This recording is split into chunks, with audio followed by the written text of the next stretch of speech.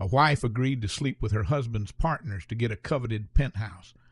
The outcome of the story shocked many. "Well, that's a very interesting offer," I said, "but I'm afraid this job isn't for me." Tim Burton was clearly disappointed with my decision. I realized that I would have to accept his displeasure. "It doesn't make me happy, Christopher," he said. "So far, everyone I've offered a partnership to has agreed." "I apologize for that," I replied. "Of course, making you happy is one of the main goals of my life." "It should be," he said. "Your future promotion depends on it. Several of our senior partners want you to move up in this firm." "That's good to hear," I said, "but I don't really have much ambition. I'm comfortable being an associate." "And how does your wife feel about that?" he asked. "Does she know what opportunities you'll have? What advantages you'll gain by becoming a junior partner and then a full partner?" "I have no idea," I said. "I've never discussed it with her. She has little interest in my work." "Is she interested in a penthouse in a building in Dover?" he continued, "or the possibility of you making big six-figure sums?" "I'm not sure," I said. "She's never complained about my current income or our address. Why don't you discuss it with her this weekend? I'm sure you'll see the situation differently when you discuss the compensation." I agreed to talk to my wife, and he left, leaving me alone. I finished the case I was working on and rested for the rest of the day. Later, I played golf with my high school soccer coach and had a nice dinner with my father-in-law. We discussed my business, and he gave me a big hug as we said goodbye. Susan was due back late in the afternoon, so I headed to the gym for a couple hours. When I got home and showered, it was time to pick her up from the airport. Her flight was delayed, so I sat at the bar drinking a beer and watching the arrival time. When the screen showed that her flight had arrived, I went to the gate. She wasn't alone when she got off the plane. She's never alone. Some guy in a uniform followed, trying to talk to her. She paid him no attention. "Well, that's quite an interesting proposition," I said, "but I'm afraid this job isn't for me." Tim Burton was clearly disappointed with my decision.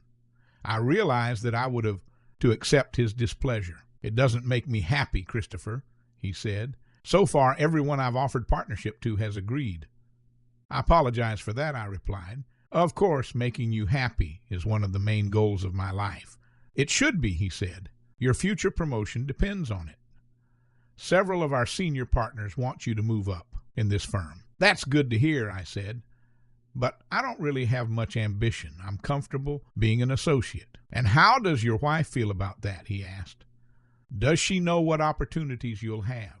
What advantages you'll gain by becoming a junior partner and then a full partner?" "I have no idea," I said. "I've never discussed it with her. She has little interest in my work." "Is she interested in a penthouse in a building in Dover?" he continued, "or the possibility of you making big six-figure sums?" "I'm not sure," I said. "She's never complained about my current income or our address." "Why don't you discuss it with her this weekend?" he suggested. "I'm sure you'll see the situation differently when you discuss the compensation package we're offering." I agreed to talk to my wife, and he left, leaving me alone. I finished the case I was working on and rested for the rest of the day. Later, I played golf with my high school soccer coach and had a nice dinner with my father-in-law. We discussed my business, and he gave me a big hug as we said goodbye. Susan was due back late in the afternoon, so I headed to the gym for a couple hours.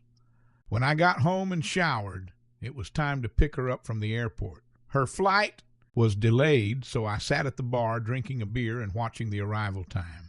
When the screen showed that her flight had arrived, I went to the gate. She wasn't alone when she got off the plane. She's never alone. Some guy in a uniform followed, trying to talk to her. She paid him no attention. "Did you miss me?" she asked. "Every second," I replied. "Hey, Susan, what do you think about the penthouse in the building in Dover?" "I don't know," she said. "I mean, it's an old building. Which way does it face?" I hesitated. "I don't know exactly. They haven't said yet. Besides, I can make big six-figure sums." She muttered. "Is that what you want?" "No, not really," I said. "I was offered a junior partnership at Abbott and Rems. They felt I should discuss it with you." "Well, congratulations," she said. "Who do I need to sleep with?" "Everyone, I think," I replied. The senior partners are very interested in promoting. In fact, I think they're more interested in you than they are in me." Her amazing body pressed against mine. "Well, no problem then," she said. "I need to let them know what you think about the apartment and the huge checks." I said, "I'm more interested in the other stuff," she said, giggling slightly. The giggle was cute but inappropriate. I shuddered. "I'm not really into groping 60-year-old men," I said, nibbling on one of the impressive bumps on her chest. "I don't care much for men at all, regardless of their age. If it's all the same, I'd rather touch these pretty things." She giggled again and slapped my hand. "Don't touch it until I say so." On Monday, one of the senior partners called me into his office. Richie Darwin was a handsome older gentleman with iron-gray hair and a deep aquitaine. "Christopher, come in and sit down," he said, shaking my hand with a smile. "Burton says he's made you an offer. He's shone like a beacon. Congratulations. You've worked hard and you deserve it."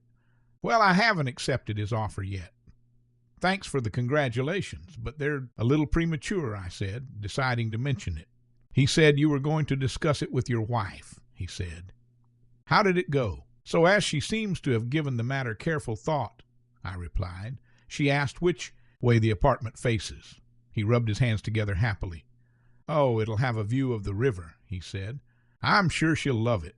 Did she say anything else?" He patted his crotch meaningfully. "Well, I happen to be pretty well endowed myself," he smirked.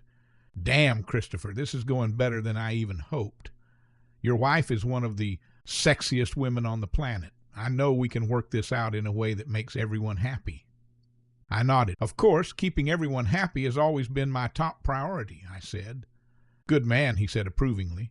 "You know that your promotion and continued employment at Abbott and Rams depends on keeping us happy. You've got your priorities straight, Christopher. Tell me, is your wife as good as she seems?" "Even better," I said. "She's always made me happy."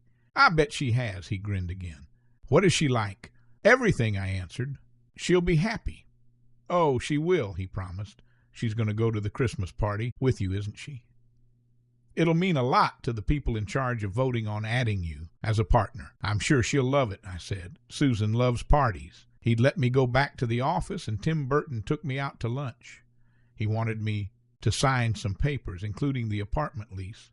But I said I wanted Susan to look at the papers and the apartment first. "She's very picky about apartments," I explained. "She won't like it if I sign a lease without consulting her." He was sympathetic and gave me the key. I took the day off and played a round of golf. Susan called me on my cell phone when I was on the 10th hole, and we arranged to meet for dinner. The parking attendant took the keys from me and looked at me with surprise. Apparently he wasn't used to cars like mine. I hoped he wouldn't scratch it.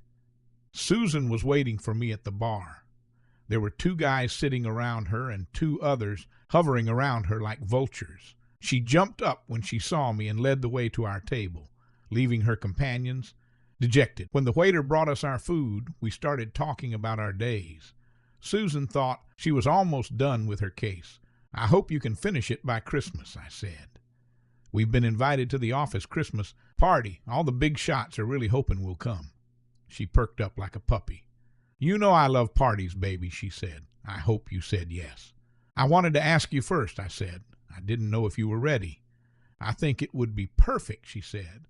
I mentioned that I had a key to the apartment and offered to go see it, but she barely let me finish my food. I wanted a slice of cheesecake and a cup of coffee, but she was impatiently tapping her fingernails on the table and looking at me so fiercely that I could hardly enjoy my dessert. Plus, her impatience caused me to scold my tongue slightly with a hot coffee. We pulled up to a building and dove her, and the doorman let us inside. I told him we had a key and wanted to look around the apartment to see if it was right for us. He was a little snooty and mentioned that all the apartments in the building were first class. Susan noticed a scuff on one of his shoes. "Better put some polish on it," she said. "Antique shoes like that must be hard to find." His face reddened, and he hurried away, probably to attend to his shoes. "You're a mean girl, babe," I teased her when the doorman was out of sight. She laughed and hugged my arm. We entered the elevator, and the key went to the nest on the penthouse level. The elevator ride seemed instantaneous, but actually lasted longer. Susan pounced on me, and kissing a woman like that always makes time fly by. She was already lowering her skirt when the elevator stopped. We walked down the hallway and into the apartment. The spacious rooms and glass walls overlooking the river, as promised, made for a stunning view. Susan looked around her, and I went the other way. We met in the kitchen, and she tapped her heel on the floor. "Laminate," she said. "Can you believe it? It looks awful." "I heard you can throw a bowling ball on it and it won't get damaged," I said, trying to find a positive. She threw me a funny look. "Why would we throw a bowling ball in the kitchen?" Then the corners of her mouth lifted, and I realized what was about to happen. "Do you want to try out the bed?" she asked. "Actually, I'm not that tired," I said. "I just had a cup of coffee. My tongue still hurts." "Oh, poor baby. I have something for that," she said. She dragged me into the bedroom and proceeded to treat my tongue. "The bed squeaks," she remarked as we rode the elevator downstairs. The snooty doorman was at his post again, but this time we didn't exchange pleasantries. Susan chatted nonstop all the way home, and after a nightcap of coffee, we went to bed. The next morning she got up early and made coffee. I took a cup, deciding to take my time, even though I had enjoyed the previous day, and asked her about the apartment. "Yes, sign the lease," she said. "I'll make sure it can be sublet." I went to work, and before lunch Burton called me in. "What do you and your wife think of the apartment?" he asked. "She seemed to like it," I said. "The view of the river was very nice. Maybe when they clear the river of fish, it'll be a nice place to walk." He didn't seem to have an answer for that. "Well, tell her to dress well for the Christmas party," he said. "She hasn't been to one before, and I'm sure all the senior partners are looking forward to seeing her. You know, Christopher, a lot of the partners have very attractive wives, too. Would you like to see some pictures? One of the advantages of being a partner, you know." He winked at me. I'd always loved looking at pictures of attractive women, ever since I'd found my dad's stash of Playboys in the garage as a kid. "Sure, I'll look at them," I said. "I'll email you the file," he said. "Don't look at them when you have someone with you. We're very careful about that." "Well, that's good," I said. "Are there any pictures of Susan in there by any chance?" "No, not yet," he said. "Would you like pictures?" "We could do them at the Christmas party." "Yeah, I think I'd like that," I told him. "You're doing the right thing for your career," he assured me. "With the economic downturn, it's not a good time to be looking for a new position." "Yeah, I know," I said. "There are a lot of people out of work. I'm very grateful to have a position." "Good man," he said. "It's great to have promising people like you around, who have a head on their shoulders." I walked back to my desk, my thoughts preoccupied with his words. I didn't have a client that day, so I pulled up the images from the file Burton had sent me. They were quite explicit. I didn't realize the men of the firm had such attractive wives. Richard Thomas's wife was absolutely stunning. She was a gorgeous redhead. I always loved Titian's hair. Mitchell Jenkins' wife was just gorgeous. Talk about brown sugar. Those little nipples looked like Hershey's Kisses, and her ass was awesome. I wondered if Susan would mind if I took some time to get to know these gorgeous ladies better. I tagged 2 of the photos and sent her the file.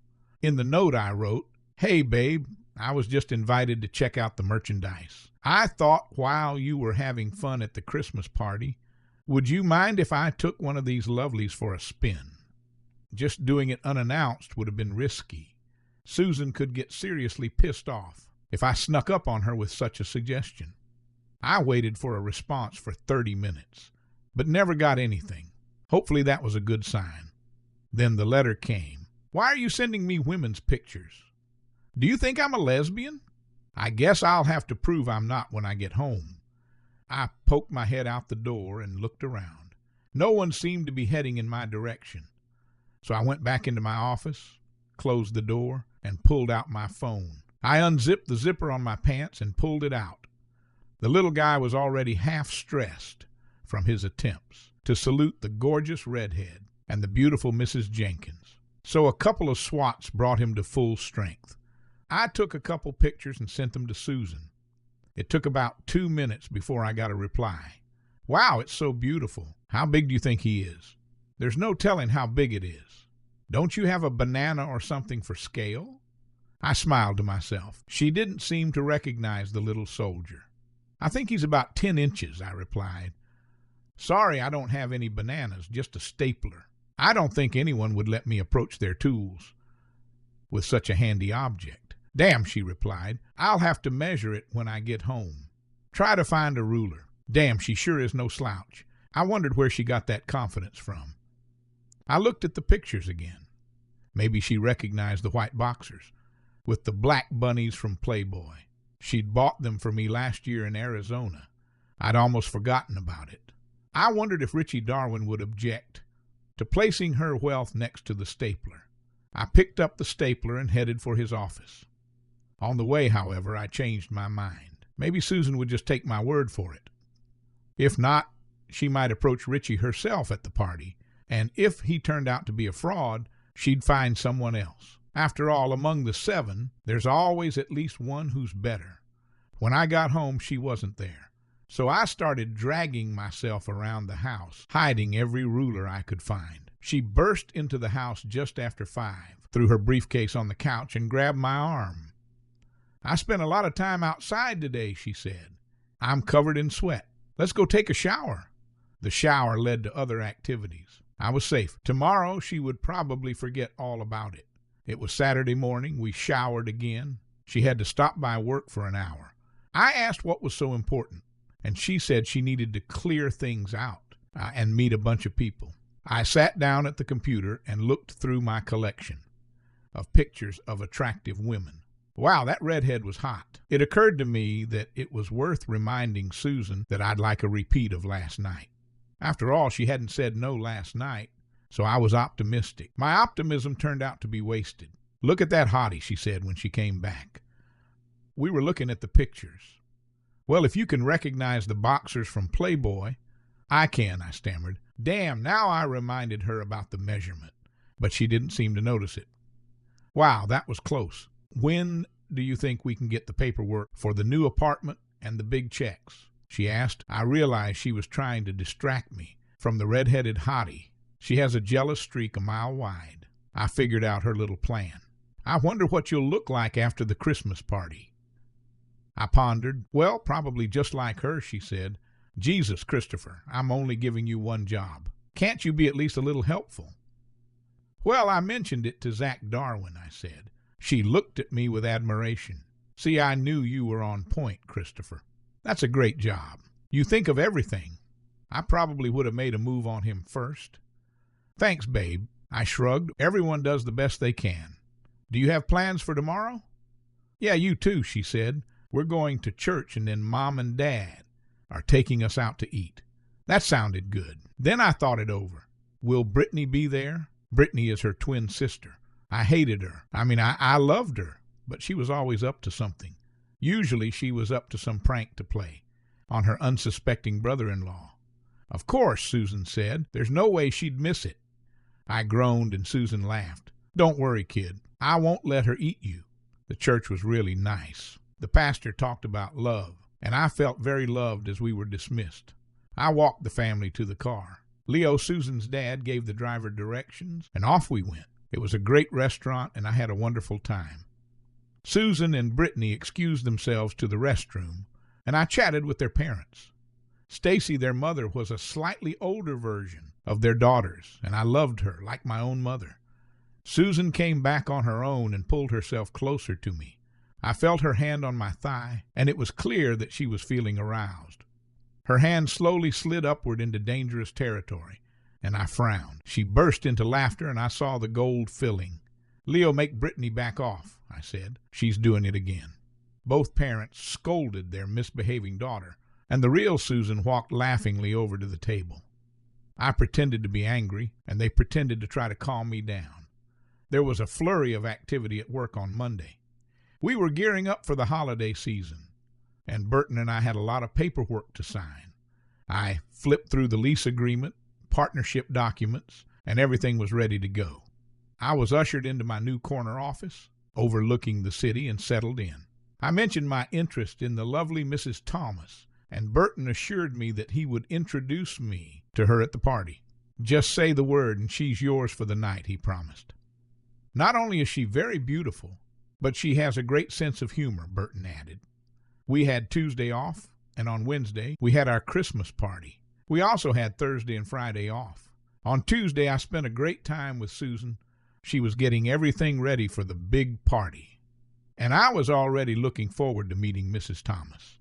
I casually mentioned it to Susan a couple times, and I saw her tense up but didn't say anything. I guess she didn't mind, right? Turns out the party was held right in the Dover building. Susan had mentioned it, but I had somehow missed that information.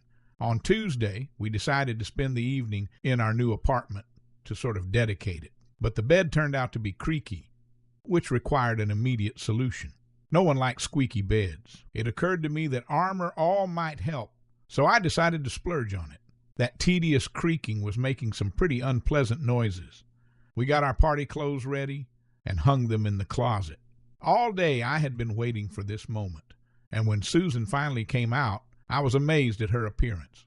Her red dress perfectly emphasized her beauty, and she looked gorgeous. I tried to move closer to her, but she pulled away, saying I was wrinkling her.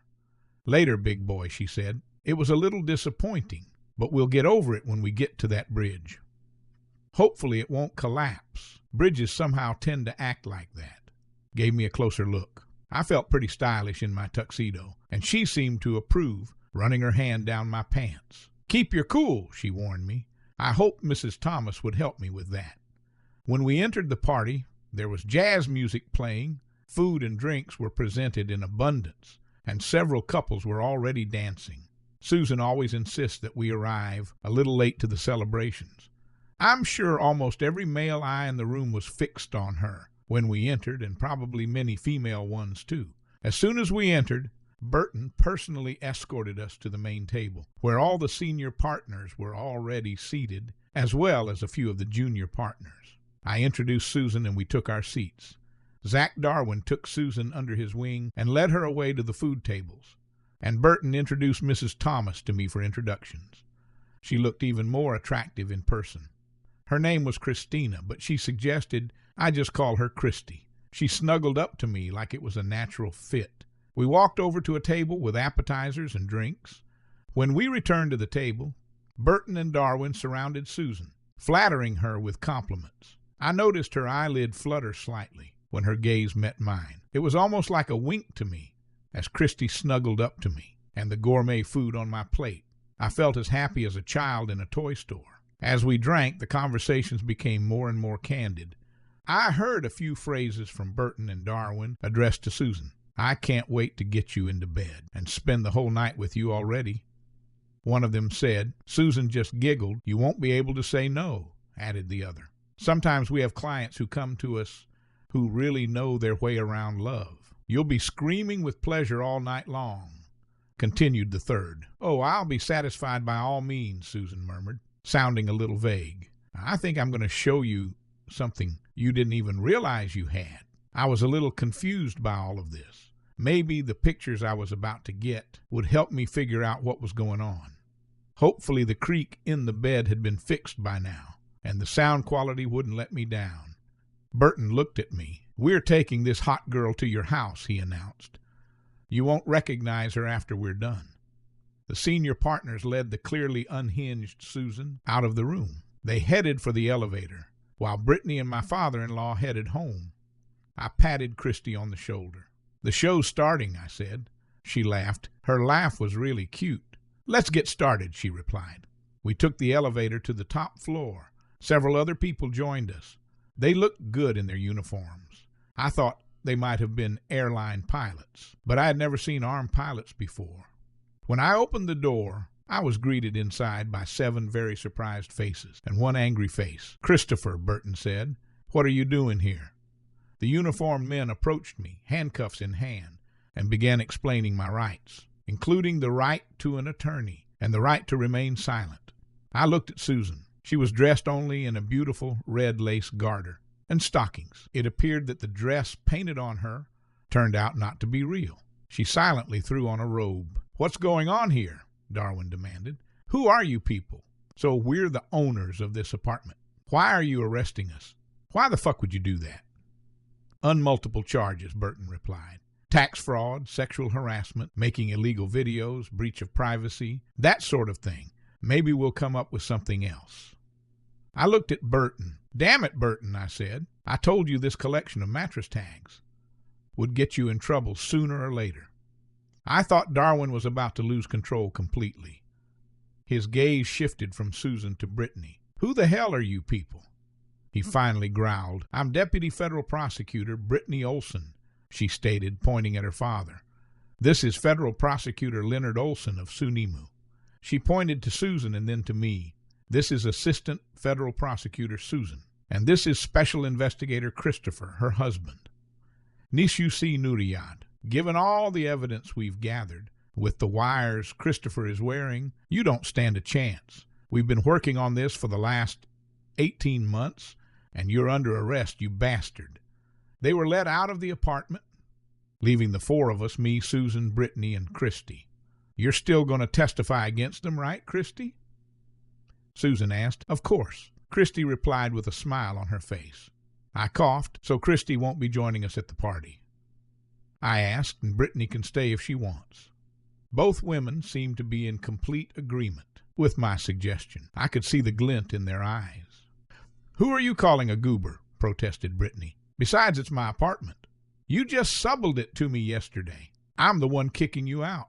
Go home and sleep in your own bed, in that damn Millennium Tower you're so proud of. Christy, Christopher, you two can stay if you want. I was willing, but I preferred to stay with Susan. Forget about them, she said. My man is going to enjoy himself tonight. All this excitement is making me horny myself. Are you going to turn me into a slut tonight? She unfastened her robe as the elevator door closed. You want a private slut. I glared at her. Maybe later, babe. But I'm tired of all this tonight. I just want to take my beautiful wife home and show her how much I love her. I feel dirty for being around these guys for 18 months. Do you understand, baby? Can we just enjoy our lovemaking tonight? She agreed, and we had a wonderful evening together. S.